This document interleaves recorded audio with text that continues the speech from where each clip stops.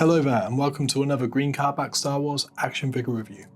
Today we are once again sticking with the Star Wars Retro Collection Mandalorian wave with this review of a suicidal mercenary droid turned nanny, IG-11. Given how prominent he was in the early marketing for the show, I don't think any of us expected IG-11 to get taken out in the very first episode. Whilst his appearance in the second half of that episode was brief, it was action-packed and very amusing. And so it was a real delight to see how Jon Favreau and Taika Waititi brought the droid back for the season's end. Here is the Retro Collection IG-11 out of the package.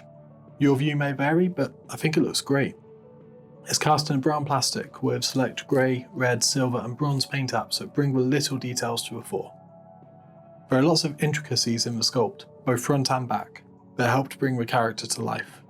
The old school Star Wars fans amongst you will right away notice the figure's resemblance to a vintage IG-88 action figure. Unfortunately, I don't have that figure to hand, so these pictures, stolen from rebelscum.com, there's a link below, will have to suffice as your comparison.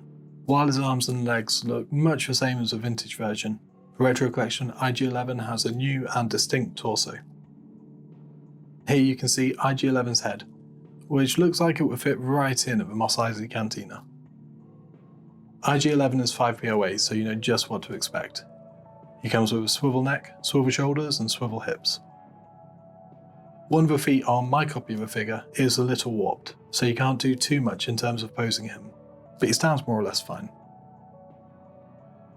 If you have a vintage IG-88, then the Retro Collection IG-11's weapons will also be familiar.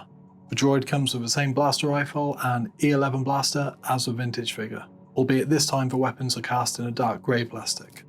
This heritage means that both guns match a vintage aesthetic by default, which is a plus. On to the size comparisons then. Here you can see the Retro Collection IG-11 next to his wave mate, the Mandalorian. And here he is next to Retro Collection Boba Fett. And here he is next to his saviour, the Retro Collection Quill. Pictures of a vintage collection IG-11 figure have surfaced online, and it looks pretty incredible. This is a character that action figure articulation was made for. But in the meantime, the vintage stylings of the Retro Collection IG-11 more than suffice, and the reprogrammed droid looks amazing stood with his wave mates. That's all for today. If you have any questions about the Retro Collection IG-11, or if you have it yourself and would like to share your thoughts, leave a comment down below. Otherwise hit that subscribe button and stay tuned, because there'll be more Star Wars action figure reviews coming up soon. Take care of yourselves, and I will see you next time.